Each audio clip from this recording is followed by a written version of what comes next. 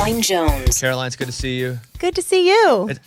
Have you been in here before? Never. I'm so excited. It's kind of surreal from the green room because we've watched it so many times. Oh, well, that's nice of you to say.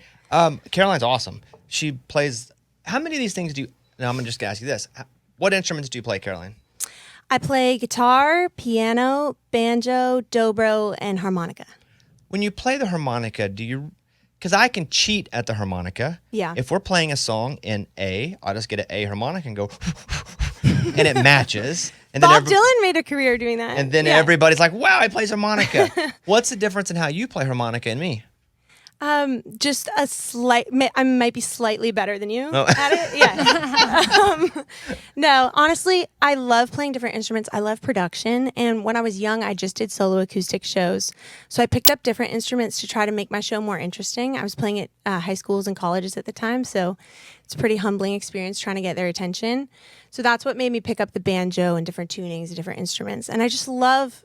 I remember listening to records when I was a teenager and just thinking, how do they make it sound like that? Like, how do the layers fit together? What is a guitar player playing? And I was just fascinated by the intricacies of production. And that's really the kind of the mission behind playing different instruments. I'm not a prodigy on any of them, but I love it. And it's a lifelong craft and just love playing. This is a compliment and a question, and don't take it otherwise. Were you a nerd as a kid? No, because if you were cool, I'm gonna be so jealous. If you were cool and doing that, I wasn't cool. No, I wasn't a nerd, but I was super introspective. Like I was a very mature. I was kind of a loner, I would say. But I don't know if I'd call myself a nerd because I hated school. Really? Did you make good grades? Yeah, I did. But I was just kind of a perfectionist and driven. But I really never enjoyed it. I always wanted to do something creative. Like I made good grades because I wanted to get out of there. Me too. It wasn't that I loved learning. And also, I'm just kind of OCD. I couldn't. Like my husband is like, whatever, I wouldn't do the paper. I wouldn't study. Like that would give me so much anxiety. I just felt like I, Tell Amy about your husband, how you met him, what that whole situation is. Hi, Amy. Hi. My husband is a professional sailor. So he races sailboats around the world. And it's a really niche sport that I knew nothing about before meeting him. And he's sailed around the world on this race called the Volvo Ocean Race 4 times. He's done an America's Cup, which is kind of like the Super Bowl of sailing. And so all that to say, not to get his head too big, but more just to say that he has the coolest life experiences. Like he has the coolest stories. He's lived all over the world, every continent except Antarctica. And so he's seen all these cultures and he's seen all the 7 seas 4 times over, and he just has the most amazing stories. Okay, this is so crazy because I just finished this movie with my son on Netflix about the Australian girl that is the first female. Yes, that she sailed around by herself. Yes, right? at 16 years old. Yes. Which is wild to me. I'm like, her parents let her go. That's the one they got ate by sharks at the end? No. She really. That's open water? She did it, but like nobody believed her in the beginning. And they were like, how, to her parents, how could you let her go do this? And then when it took 210 days. And when she came back to the port in Australia, there was thousands and thousands and thousands of people there cheering her on and waiting for her. And I got goosebumps. Me too, I get goosebumps. She went all the way around the world? All by herself. So all you flat earthers that call this show, watch this movie. Yeah. And her boat was named Pink. And anyway, it was really good. I know nothing about sailing. I haven't seen that movie yet, but that's super dangerous. Did they actually let her? Or I think she escaped, right? Or that was not included in the film because I think they want to encourage children to chase their dreams, not break the rules. Follow your dreams, kids. But it was pretty wild. So I know nothing about sailing other than I just watched that movie and it seems cool. I still got to see that. So he was in another country. Was it like pandemic time? Yeah, so we actually met during the pandemic here in America. But then 6 weeks after we met, he had to move to New Zealand for a year to train in the America's Cup. And all my tours were canceled. I was supposed to be touring with Lucas Nelson. It all got canceled. And I was just sitting at home, freshly in love. And so I ended up moving with him. And we spent the pandemic in New Zealand, which I kind of I hesitate to tell people about because they're like, you won the pandemic, it's kind of not fair because there was no COVID in New Zealand and it was like having a gap year when you're 30, So where did you live? Did you live like in an Airbnb or? Yeah, we actually did. We lived in an Airbnb. Did you move them? Did you move around from Airbnb to Airbnb? Once they lost the cup, America got eliminated first.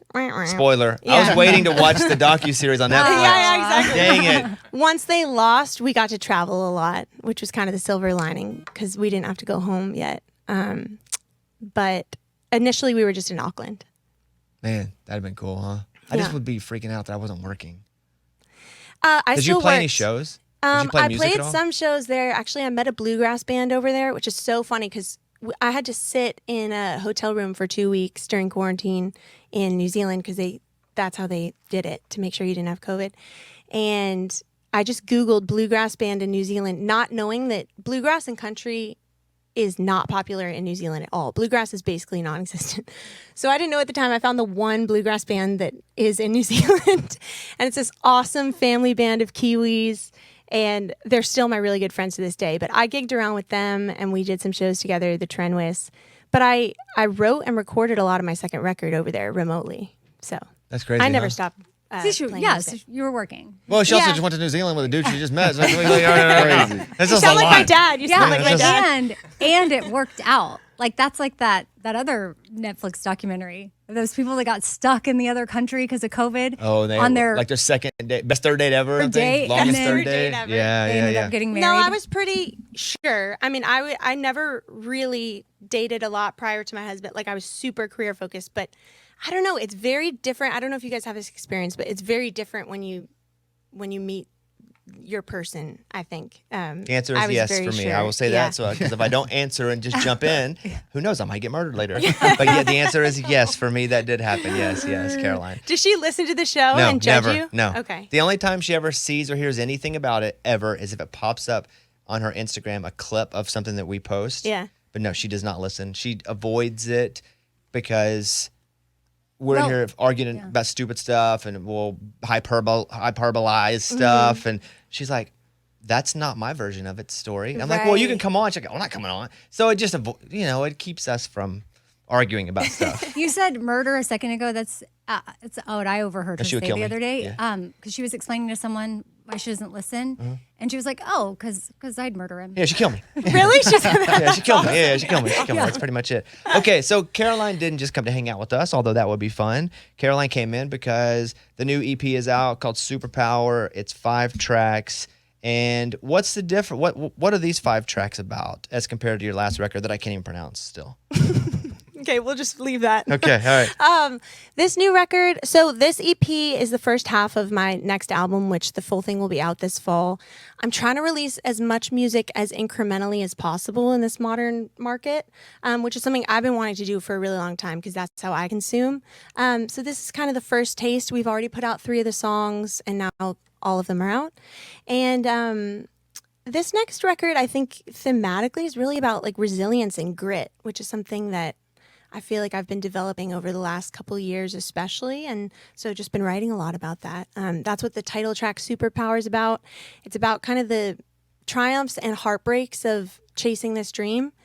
And as you get older and mature and as you spend a few years in this industry, there's a lot of jaded people, there's a lot of rejection, there's a lot of disappointment and heartbreak, and you constantly have to self-assess, keep your eyes open and be honest with yourself and recommit yourself to your dream and your integrity and why are you doing this. And so that's what that song is about. It's like a really raw, honest song.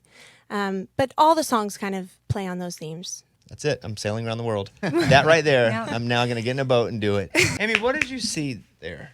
Oh, the whatever's on your finger with the guitar and the sliding back and forth. Yeah, and we actually had an outro for the slide, but my slide dropped. It fell. It did fall to the ground. So, but I was very impressed with, that part. I don't know what it's called, but you were that's moving exactly it. up and. Yeah, it's called a slide. Yeah, the slide. Well, Caroline brought a player with her. By the way, what's your name? Riley. I already knew it. I asked him. I just wanted him to say it himself. Riley's playing with her and singing, background vocals. Yeah. But Caroline played the lead on that. She played the solo. That was her. And rarely does someone, and Riley, I'm sure you're a great player and all. He's amazing. Rarely does someone come in and bring a player and play the solo as well, which is really freaking cool. Oh, thanks. Yeah. We were actually just trying to figure this out last night because it's a very, very electric song. So we arranged that last night. But this is fun. This is a resonator guitar, actually. So it's kind of good for if you're going to do acoustic slide. It's very loud.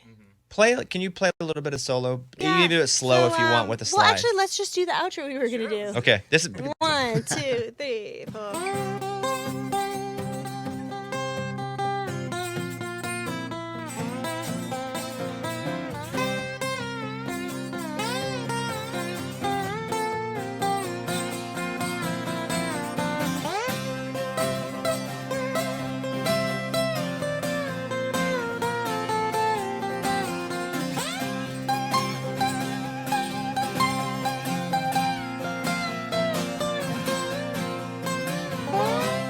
That's so cool. Yeah.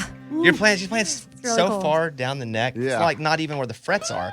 She's like playing the belly part of the guitar. The belly, I love that. Yeah, that's awesome, Caroline. Thank you. So, okay, look, she's got 5 songs that are out today. It's the first half of it's an EP called Superpower, but the rest of it comes out this fall, right? Correct. And you can see Caroline out on the road. And I definitely wanted to get to this a little later because I wanted this to be about you more than about you joining Zac Brown Band. But she was the first female member of Zac Brown Band, and you're playing with them all fall too, right? Correct. Yeah, we have an all summer tour. I think I have like 100 shows in the next 6 months because I play a bunch of shows with them and then I play a bunch of my own shows, and I love it. It's so much fun because I go from stadiums to I guess bars and clubs that we're playing and headlining, which is so cool because I'd never gotten to headline till last year. So even to have people come to your own show, pay money to see you in Iowa and Illinois, it's so wild to me. How do you get paid by Zac? Does he show up with a thing of cash at the end of a show, or does he pay you through a check that comes through? Like I just feel like he's peeling off money to the band as they walk off stage. Yeah. Is that I don't know if I should disclose that. Wait, do you get paid like a real job to just show up in your account? Yep. Oh, okay. Yeah, I get paid like a real job. Like a rubber Can you band. imagine? I know. Yeah, I want like a rubber band over like but a you Zac don't- Brown CD of cash handed to me. But I don't take that for granted at all. I mean, it is so to have an actual career in music is such a rare thing, and so no, it's really exciting to call it a real job. What do you spent so long trying to do for that band? Like, what's your role? I'm kind of a utilities person, which is a natural term for any instrument that needs to be covered that's not being covered. So I mostly play acoustic guitar, but I also play B3 in the band. What's sometimes B3? Organ. Okay. Or keys, and sometimes I play rhythm electric or banjo, kind of whatever they need. Isn't that crazy? Yeah. It's awesome. And actually, I didn't play organ when Zac first called me. He was like, "Can you come and play utilities?" And he knew I played a bunch of acoustic instruments, and he's like, "You play B3, right?" And I was like, "No." And he's like, "You will by August, right?" And I was like, "Yep." Yes, sir. Why is it called B3? That's a good question. It's just the kind of organ. There are a bunch of different kinds of organs, like church organ and B3. I'm not sure exactly why it's called a B3 in particular. We can research that. Do you have to know all the songs on all the instruments then, just in case?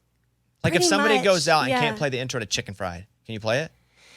Well, nobody can play it like Zac. I mean, Does people he play don't that? realize. Yeah. Oh, he got it. People don't realize what a characteristic and skilled guitar player he is. Like when he picks up a nylon guitar in a room like this, I mean, you can't believe the sound that comes out. It sounds exactly like a Zac Brown record.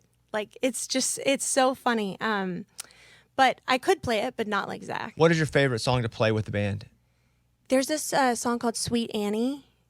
I just love the harmonies. Do you know that song? You should listen to it. It's so good. But the harmonies in that song are my favorite because I love singing harmony with them. You know, there's a bunch of amazing singers singing harmony. It's like 8 dudes in you, right? Yeah. Yeah, Do you ever- 9. It's 9 dudes in you. I think. Wait, sorry, I lost count. And they're like, It's either- dude. Yeah, dude. they're big dudes. Yeah, Yeah. Right. yeah. Yeah. Hardcore. Do you have like your own room, your own bus, or something? I mean, I do have my own bus. I'm really lucky that way. I also think it just wouldn't have worked. They're all, they have their dynamics so worked out. I don't know if I could have gone on their bus and made them feel comfortable. well, you had to grow a beard. That's part of the. I think everybody has a beard, just about. It's funny. I went out on one show. I played a joke on them and went out in a beard after I was announced as an official member. That's funny, Caroline. You're really good, and I hope everybody checks out It's called Superpower. It's 5 songs. Hey, Ray, give me a little bit of Superpower, which she was talking about earlier. I'm doomed to dream and compelled to try. So you wrote this one by yourself? Mm-hmm. When you write by yourself, where do you usually do that? Is it purposeful time you set aside to write, or does something come and then you just kind of jump into it? Typically the latter.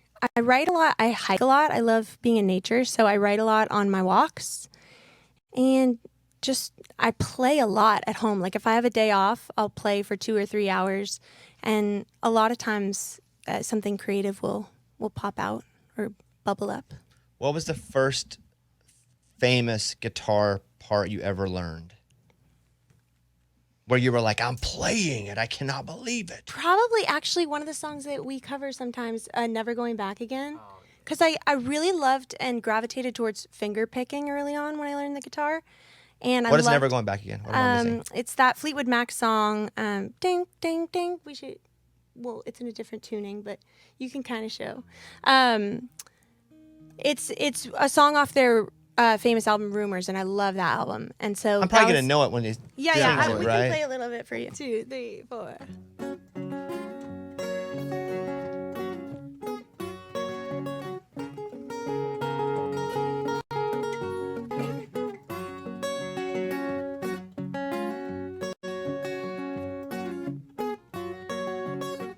Have you heard that? Yeah. Oh yeah. Anyway, that's cool. It's really that's hard awesome. to play on this guitar right now because the action's so high for slide. But I love finger picking, so those were some of the first things I learned to play that I loved. He knows all the like big riff kind of songs. He's also playing a 12-string. Yeah. Which seems impossible to tune. That's Big Mama. Yeah, especially on that song in particular. That's Yeah. a tough one. Well, you do it all, Caroline. Everyone check out Superpower. It's 5 songs. There's also a song, Superpower. Don't be confused. Listen to the whole project and see Caroline out on the road. Go to her socials at Caroline Jones for all the dates. Thank you for coming in. Thank you always for love having seeing me. you. You guys crushed it. And man, I feel like I should go to a show. Yeah. They You just should. kind of, she's doing solos. They just pulled out a Fleetwood Mac song, the whole thing there. Okay, you guys go check out Caroline Jones. We'll be back in just a second. It's about